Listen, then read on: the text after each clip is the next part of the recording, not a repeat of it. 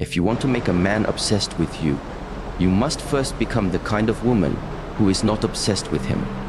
For most people believe that obsession is created by giving more time, more affection, more attention. But obsession, true obsession, is born not from excess. It is born from absence, from inner stillness, from what a man feels about himself when he is in your presence. A man becomes obsessed not when you flatter his ego, but when you make him question who he must become to stand beside you. And here lies the paradox. To awaken the deepest loyalty and longing in him, you must be willing to disrupt the part of him that seeks comfort over growth. You must be the mirror that reflects back his unrealized potential, not his polished pride. When you stop reacting to his ego, when you withdraw emotional permission from his lower self, he doesn't forget you, he replays you. And the more still you become, the louder your absence echoes. There is a silent force that drives nearly every choice a man makes, his ego. And while most people fear it, flatter it, or fight it, few understand its true nature. The ego is not the enemy. It is not even the truth of who a man is. It is simply a mirror, one that reflects back how he perceives his own worth in the presence of others. To influence a man's behavior, you must stop trying to manipulate him directly.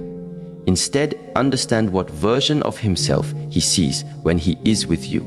If your presence amplifies the image he holds of himself as valuable, capable, admired, he will gravitate towards you, not because of you, but because of how he feels around you.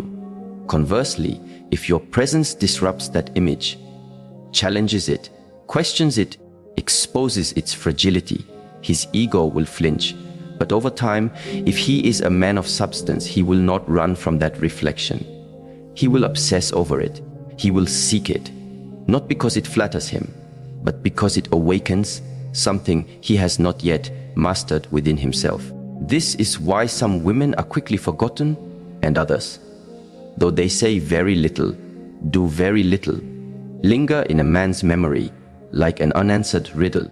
It is not what they gave, but what they reflected. There is a story often told in monasteries about a young man who seeks out a master after experiencing deep rejection from a woman he loved. He approaches the master and says, "She shattered me. Her silence, it was unbearable." The master replies, "No, her silence did not shatter you. It revealed the parts of you that were already broken." The young man grows angry. "So she's not to blame for my pain." The master looks at him and says, "Pain is a teacher. Do not blame the teacher for showing you what you still need to learn." This is the power of reflecting rather than reacting. When you stop personalizing a man's ego, when you see it as a mirror, not a master, you gain incredible freedom. You stop overcompensating. You stop shrinking to avoid conflict. You stop performing roles that were never yours to play.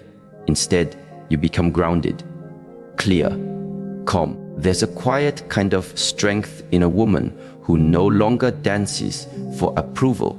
She doesn't try to inflate a man's ego to make him stay, nor does she seek to punish it when he pulls away.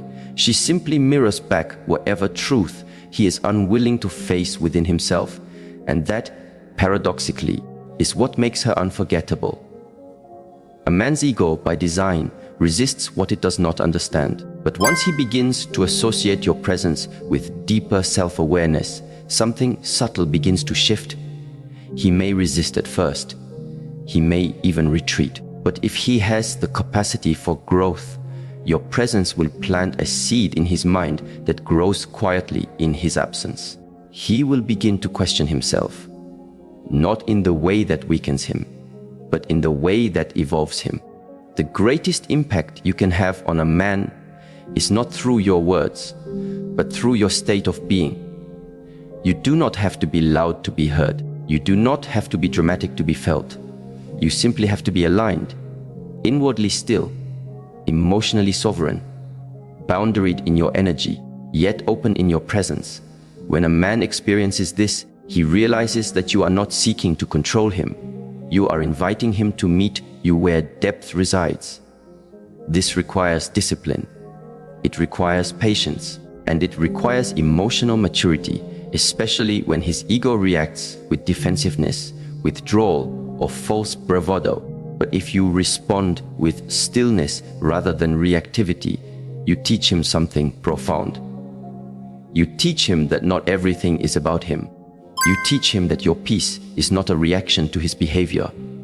It is your natural state, and that realization will unsettle him more than any accusation ever could. Reactivity feeds ego, but observation disarms it. This is where true power begins to unfold. The second teaching. Emotional non-reaction is not indifference. It is not coldness. It is not pretending not to care. It is choosing not to participate in the chaos of another person's inner storm. When you can stand still while someone else thrashes in emotional confusion, you become the grounding force they didn't know they needed. Think of a mountain. It does not lower itself to meet the clouds. It simply exists, solid, immovable, quietly aware. Storms may come, winds may scream, but the mountain does not shout back. It does not chase the storm. It endures, and by its very endurance, it becomes the thing others lean on when the winds become too strong. There is deep seduction in stillness, not because it manipulates, but because it reveals.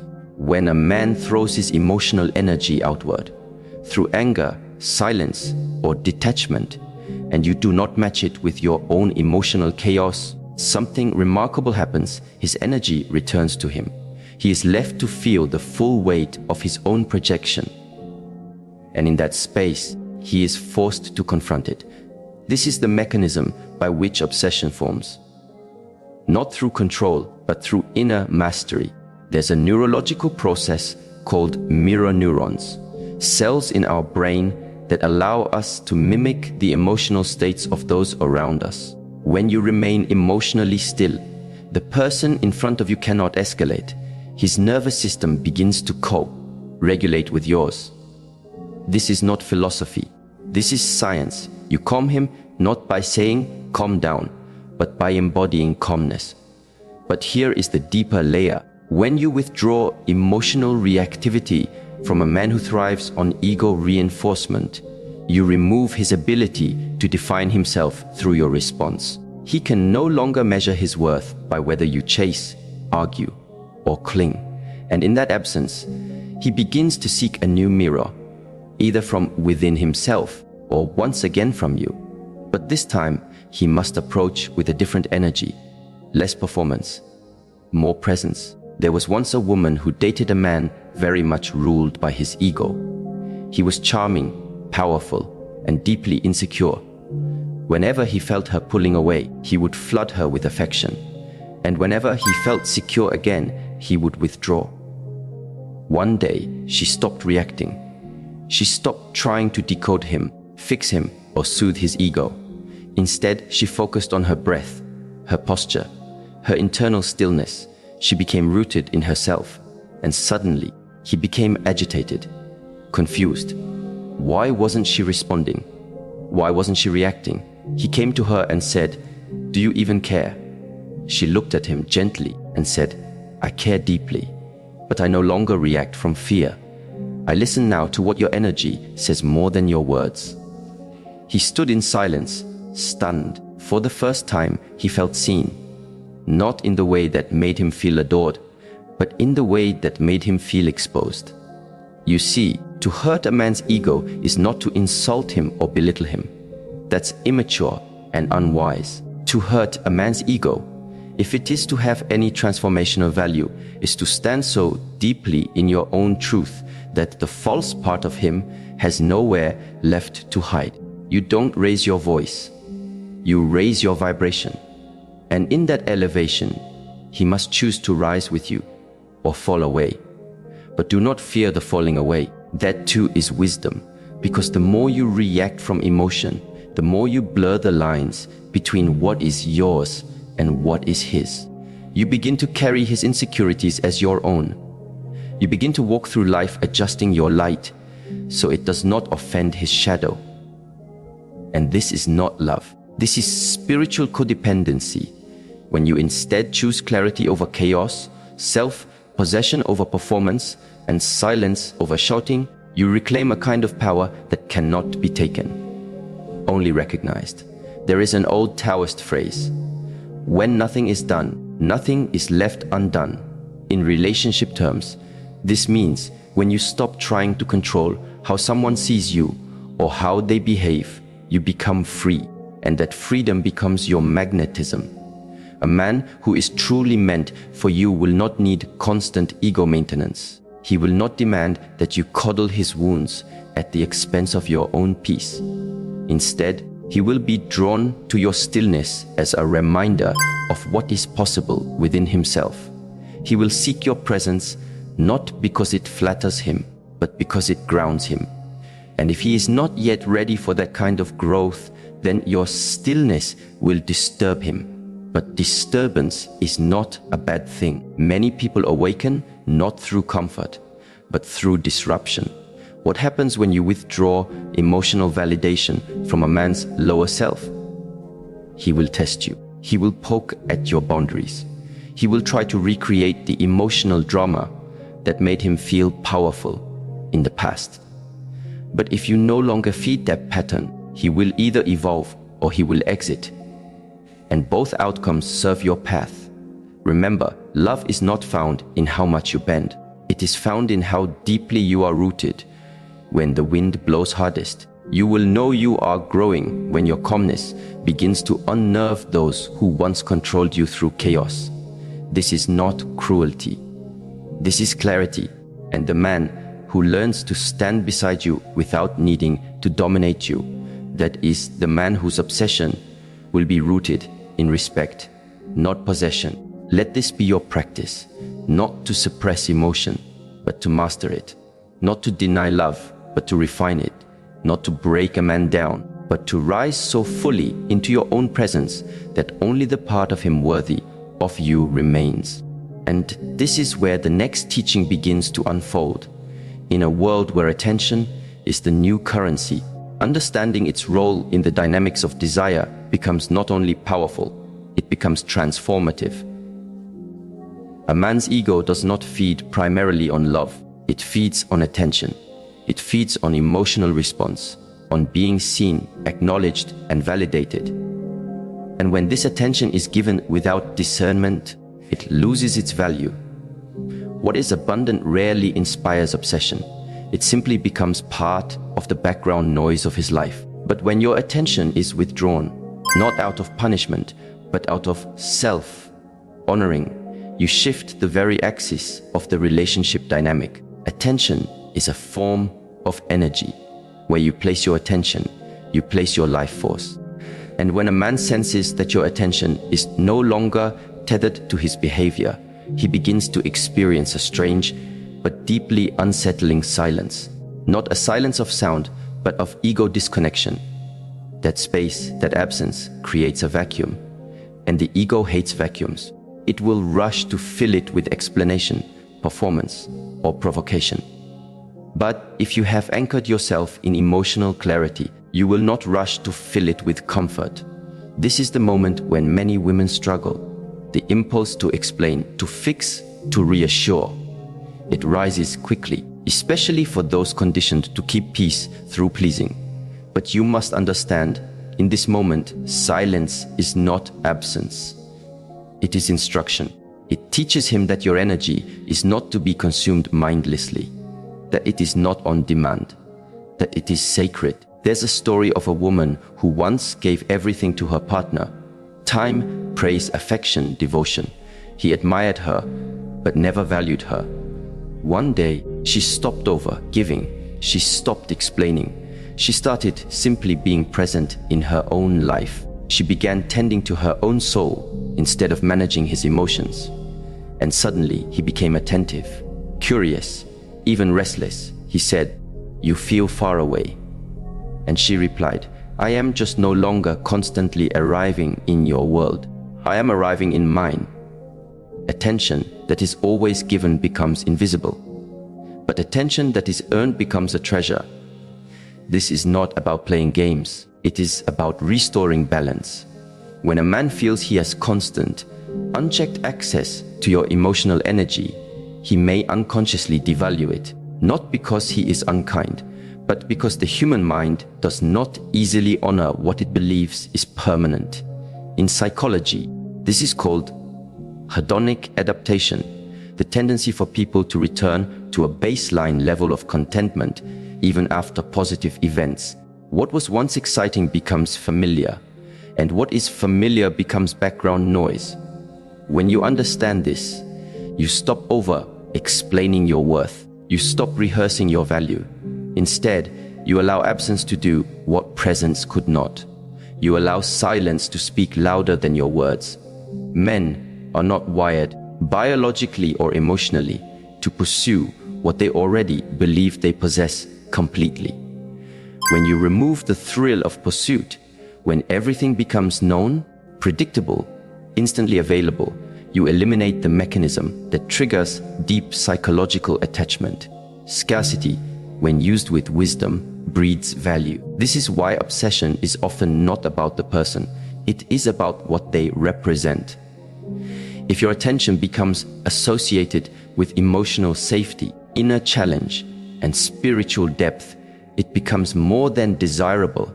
It becomes necessary, and that necessity creates longing, not for what you do, but for who you are in his life. True feminine magnetism does not chase. It doesn't persuade. It doesn't prove. It simply invites, and then allows space for the man to choose his own alignment. And that space, that restraint, is what most profoundly influences him. Because it is in the absence of your energy that he meets the weight of his own disconnection. And if he has the capacity, he will begin to shift, not to win you back, but to become worthy of your presence again. A woman's attention, when wielded with awareness, is the most shaping force a man can encounter. It either enables his comfort or activates his courage. And the difference lies in how consciously it is given. When your attention is reactive, based on his moods, his distance, his approval, you become emotionally enslaved to his rhythm. But when your attention is deliberate, anchored in your own energy, your own standards, you become emotionally sovereign. To reclaim your power in a relationship, you must understand that obsession is not created by giving more. It is created by giving wisely. Not everything you feel needs to be shared. Not every distance he creates needs to be bridged. Not every silence he offers needs to be filled. Sometimes, what he needs most is not more of you. It is more of himself. And your absence is the mirror in which he sees what he has been avoiding. This leads us to the deeper layer. Masculine obsession is not born from comfort alone. It is born from polarity, a delicate balance of emotional safety and inspired challenge. A man becomes attached not just to the woman who soothes him, but to the woman who stretches him, who calls him not with force, but with frequency, who says, through her presence, you may rest here, but only if you rise to meet the version of yourself I see in you. This is the secret tension that creates depth in relationships. Safety without challenge becomes stagnation. Challenge without safety becomes trauma. But when both exist simultaneously, when a man feels emotionally accepted and yet subtly called to rise, he develops not just affection, but devotion. Devotion is not built through appeasement. It is built through transformation. There is an ancient parable about a warrior who fell in love with a healer. She did not flatter him. She did not fear him. She did not try to tame him. She simply lived her life with such integrity, presence, and peace that he began to question the nature of his own strength. He asked her one day, "Why do you never try to win me?" And she said, "Because I do not seek to possess what I know is not ready to stay." He remained silent for days, and when he returned, he had laid down his sword, not for her approval, but because he realized he no longer needed it to feel strong in her presence. This is the challenge that inspires a man, not criticism, not comparison, but presence. A woman's presence that does not shrink, does not chase, and does not perform, but invites, quietly, calmly, relentlessly invites, not through words, but through alignment, through consistency, through boundaries, through love that is fierce not in tone, but in clarity.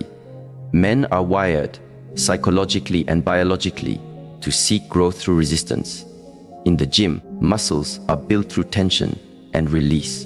In life, the masculine psyche is shaped the same way. He must feel the resistance of a woman's self, respect before he can grow into his higher self, not because she forces him, but because she refuses to enable the parts of him that are not worthy of her. This is why your energy must be clear. When you give attention to his lower self, to the version of him that seeks validation without vulnerability, you reinforce stagnation. But when you remove that attention, not from anger, but from awareness, you create space for his higher self to emerge. And in that emergence, obsession begins, not because you manipulated it, but because you created conditions in which he could evolve, and then tied your availability to that evolution. Let this be your quiet power, to see a man not as he is, but as he could be, and to refuse to settle for less, not through demands, but through direction, not through noise, but through stillness, not through control, but through conviction. Obsession is not created when you become small to fit into his world. It is created when you become so deeply yourself that he realizes he must expand to meet you. A woman who embodies both challenge and warmth, who does not collapse under emotional pressure nor weaponize silence, becomes a source of intense psychological contrast. And contrast is what the brain remembers. It is what the soul returns to. It is what the heart obsesses over. To cultivate this kind of emotional presence, you must be willing to walk alone if necessary. You must be willing to disappoint a man's ego in service of his soul. You must be willing to say, I see you, but I also see the parts of you that you avoid, and I will not participate in their reinforcement. That kind of love, strong, clear, and unshakable, is rare. And because it is rare, it is unforgettable. This kind of presence cannot be faked. It cannot be copied. It must be cultivated through inner work, breath work, stillness, self-inquiry, and the willingness to observe your own patterns. You must become fluent in your emotional triggers, so you are no longer seduced into performing old roles just to feel loved. You must know when to lean in and when to lean back, when to speak and when to pause, when to give softness and when to hold stillness. This is the art of feminine mastery, not to control a man's heart, but to guide it gently into coherence with your own energy. And coherence requires contrast. Imagine standing in front of a mountain lake. On one side, there is turbulent wind and choppy waters. On the other side, still reflection. If you wish to see your own face, you do not look to the chaos. You look to the calm. A man is the same. When your emotional presence becomes still and deep, he begins to see himself more clearly. And when he sees not only who he is, but who he could be, that is when true attachment forms. Not all men are ready for this. Some are too attached to their distractions, too committed to their comfort. But the man who is, he will return again and again to the woman who helped him meet himself more deeply. The obsession is not with the woman alone. It is with the version of himself she reflects when she stands firmly in her center. And so, you must remember, it is not your job to make a man desire you. It is your task to become so whole within yourself that his desire becomes a by-product of your presence, not the source of your identity. The next truth will emerge from here, and it will not come through force. It will come through frequency, through the subtle, quiet, irresistible energy that says, this is who I am, this is what I offer. And this is where I stand. From there, the dance continues. Your energy walks into the room before your words ever arrive. It speaks a language more ancient than speech, more consistent than appearance, more powerful than logic. A man may forget what you say. He may even forget what you do. But he will never forget the way your energy made him feel about himself, about you, and about the space you co-created in silence. What you allow, you teach. But even more than that, what you embody, you instruct. If your energy communicates insecurity, he will relate to you through uncertainty. If your energy is rooted in emotional hunger, he will reflect that same hunger back to you, either by avoiding it or exploiting it. But if your energy radiates self-respect, inner stillness, and calm clarity, you become a mirror through which he learns a new emotional language, one built not on fear but on presence. This is not about pretending to be confident. That is simply ego in disguise. This is about becoming so inwardly aligned that your very presence becomes a boundary, not because it repels, but because it filters. Your calmness filters out chaos. Your stillness filters out instability. Your grace filters out games. And the man who is ready for that will not just be drawn to you. He will be changed by you. There's a subtle, powerful intelligence to the body that cannot be masked. Your breath, your posture, your tone, these elements form your energetic blueprint. The way you carry yourself tells the world what you believe you deserve. If your shoulders are rounded with shame, if your voice trembles with the fear of being too much or not enough, if your eyes seek validation before grounding in their own gaze, then even in your silence, you speak of self-abandonment. But when you inhabit your body fully, when your breath is steady and your presence grounded, you teach others, especially men, how to meet you in a place of equal energy. You stop attracting what is chaotic because chaos has nowhere to root itself inside you. And what cannot root itself will eventually move on. There is a story often shared among the wise. A woman once came to a monk and said, "Why do I always attract men who disrespect me?" The monk replied, "Because you have not yet become too expensive for disrespect to afford." The woman looked confused. "But I do everything right. I love deeply. I give fully. I support endlessly." And the monk said, "Yes, but love without boundaries is not strength, it is supply. And supply without value becomes invisible." This is a hard truth to swallow, especially for those taught that goodness must always be loud or visible or constant. But in reality, true value is often quiet. It does not chase. It does not explain. It simply exists like a mountain, like the ocean, like a flame that needs no audience to burn brightly. The human nervous system is wired to respond to congruence. When your inner world matches your outer behavior, you become energetically coherent.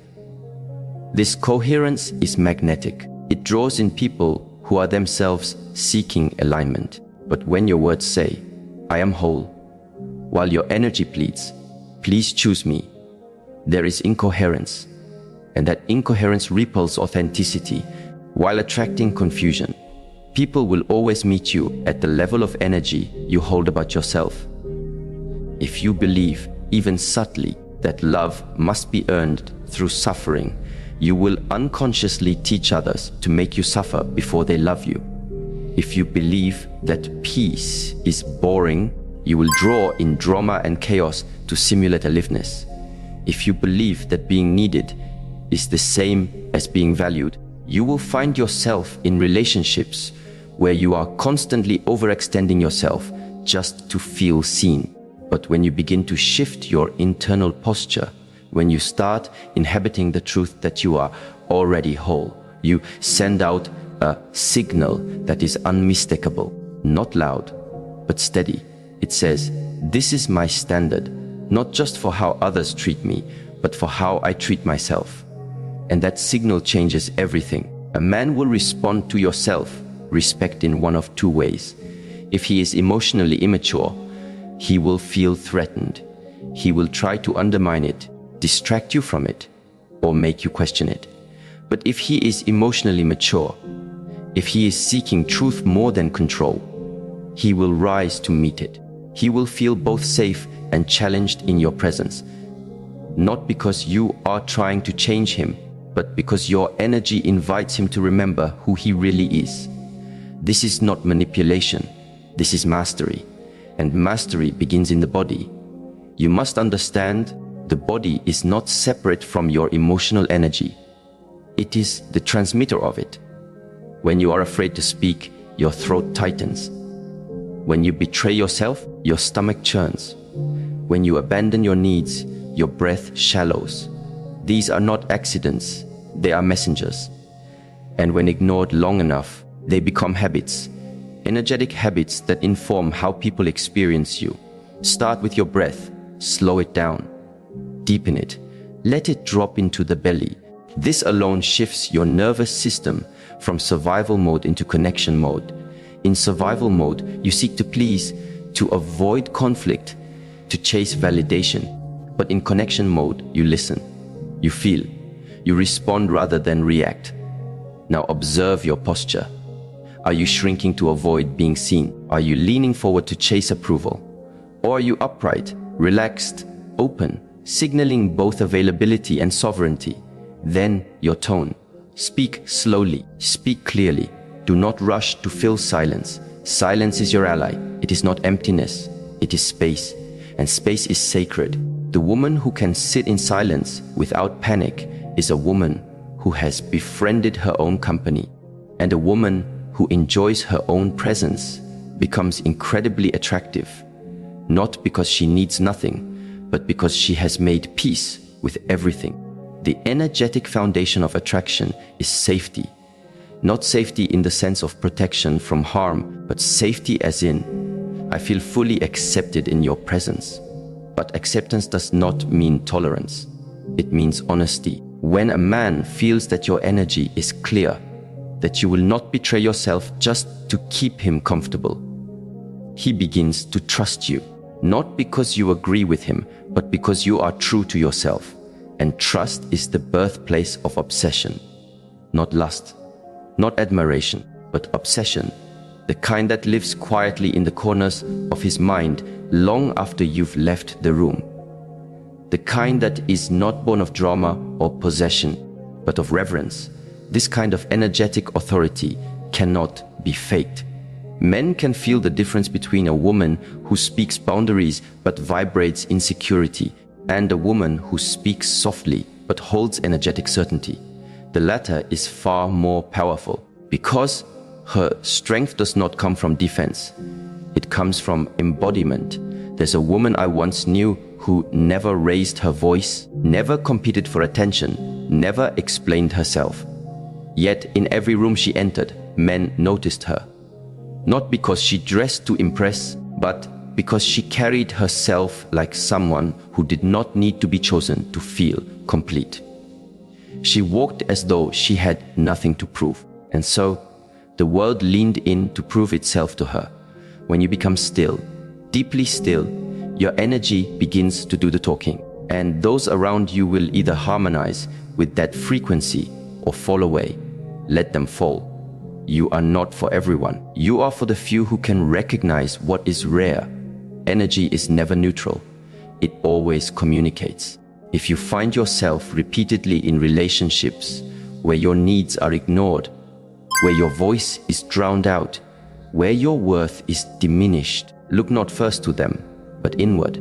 Ask yourself, what have I been silently agreeing to through my energy? You may find that your energy has been saying yes when your heart whispered no. That your body has been tensed with resistance even as your mouth smiled politely. That you have been performing peace while hosting quiet storms within. This is where transformation begins. Not in trying to change others, but in recalibrating your own frequency. In choosing, again and again, to return to stillness, to presence, to the truth of who you are before the world told you who to become. A woman in her energy does not need to dominate. She does not need to seduce through performance. She seduces through alignment, through devotion to her own rhythm, through the audacity to be herself even when others misunderstand her. This does not mean she never compromises, but she never contorts. There is a difference. Compromise is rooted in love. Contortion is rooted in fear. One builds bridges, the other builds resentment. So how do you begin to shift your energy? First, observe. Begin to notice how your energy shifts around different people. Do you shrink around certain men? Do you become overly animated, overly accommodating? These are signs that your energy is adjusting out of survival, not sovereignty. Then reset. Use your breath to return to center. Use movement. Walk, stretch, dance to bring yourself back into your body. Use stillness, meditation, reflection, silence to remember what you truly feel beneath the performance. And finally express, not with volume, but with clarity. Let your no be clear, your yes be whole, your maybe be honest. Let your tone carry your truth, not your fear. And when you do this consistently, you begin to reprogram not just your relationships, but your reality. Because reality, too, responds to energy. It reflects back to you what you believe you deserve. Not just consciously, but unconsciously. And when your energy becomes aligned with your worth, the entire field of your experience begins to shift. You stop chasing love. You become love. You stop proving yourself. You begin expressing yourself. You stop fixing others. You start healing yourself. And in that healing, your energy changes. Your presence changes. And the world begins to respond differently. People will treat you based on how your energy teaches them to. If you constantly forgive disrespect without requiring change, you teach them that your forgiveness is permission.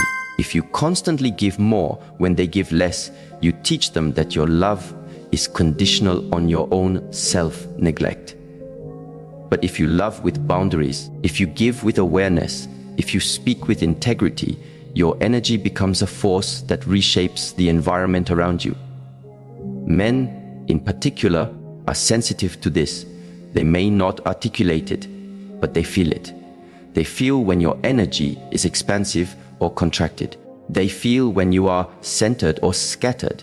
They feel when your yes is rooted in desire or merely a survival mechanism to avoid abandonment. When your energy is clear, a man does not have to guess who you are. He simply feels it. And that feeling is what guides his behavior. You no longer have to teach him how to treat you with words.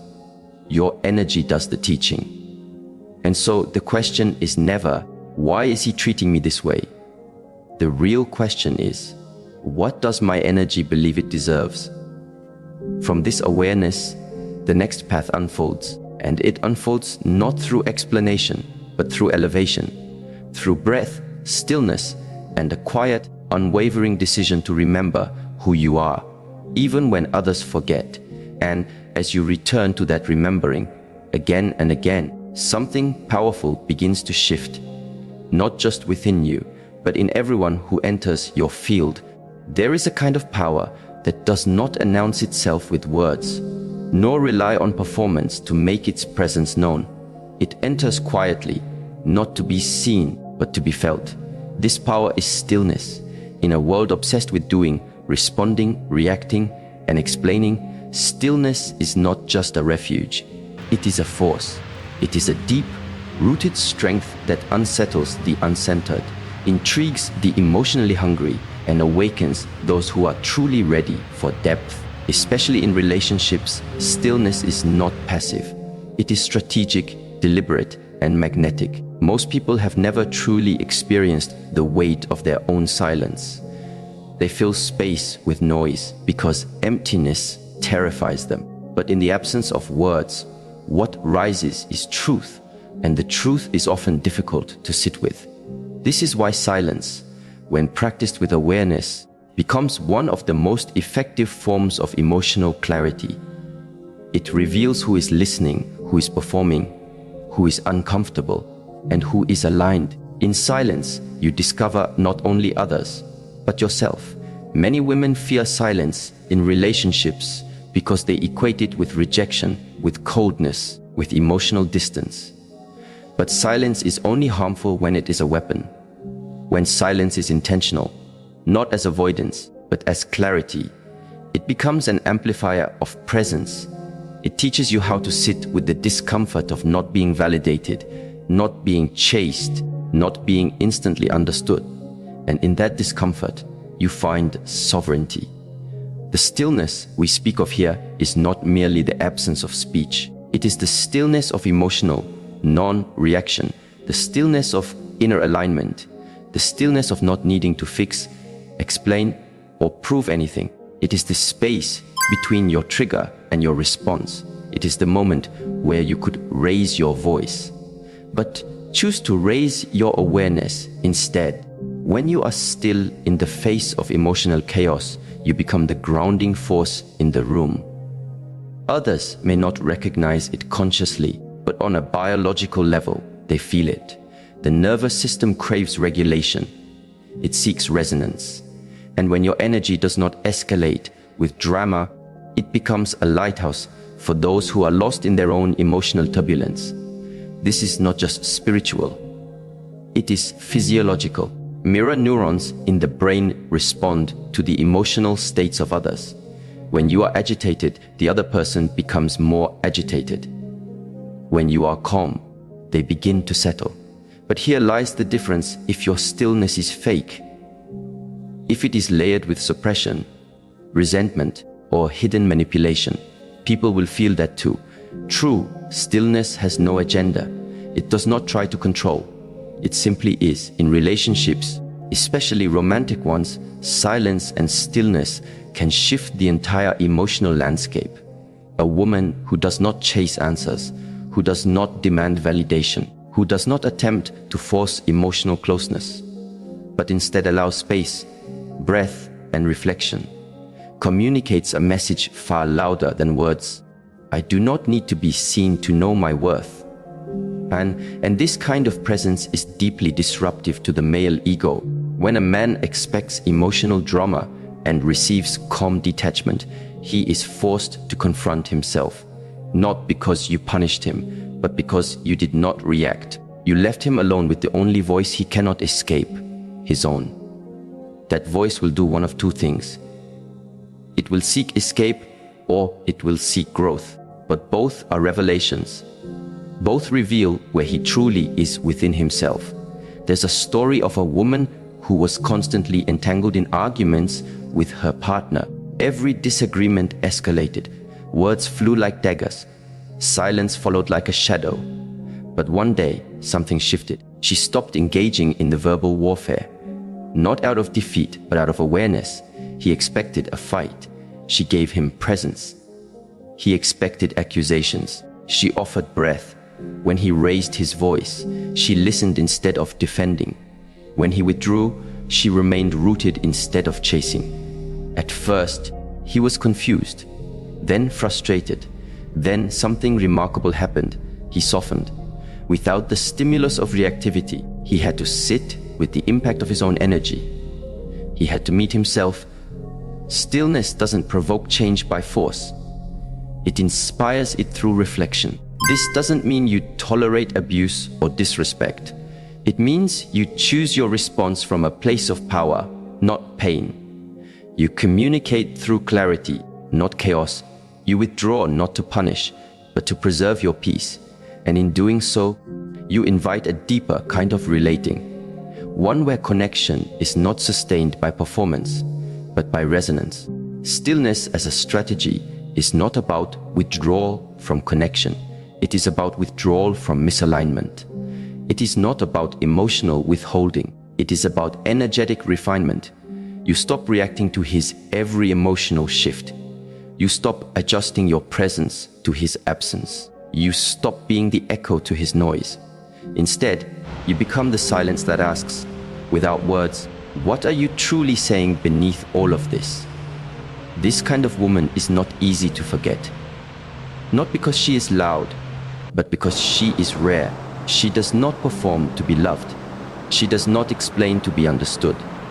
She trusts that the right man will feel her truth, not just hear it. And the man who cannot feel it, he is not ready.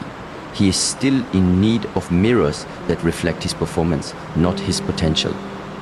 Let him find those mirrors. You are not one of them. A woman rooted in stillness becomes a disruptor of unhealthy cycles.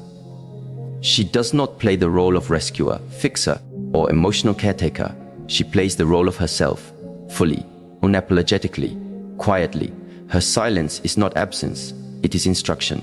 It says, "This is the space in which you may choose to meet me or lose me, but I will not lower myself to be seen."